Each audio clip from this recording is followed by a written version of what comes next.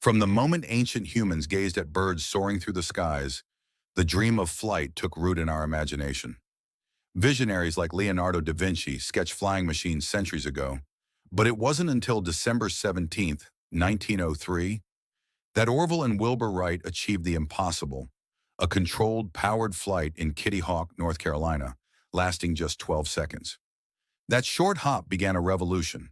Over the next decades, airplanes rapidly evolved, transforming from fragile wooden frames into powerful steel giants that changed the face of war, travel, and global connection. In World War I, planes were used for reconnaissance and combat. By World War II, they dominated the battlefield and reshaped military strategy. After the war, commercial aviation took off, making it possible for people to cross continents in mere hours. From the roar of jet engines to the silent glide of solar-powered aircraft, and even the rise of pilotless drones and AI-guided planes, the story of the airplane is a story of ambition, courage, and innovation that continues to unfold with every flight.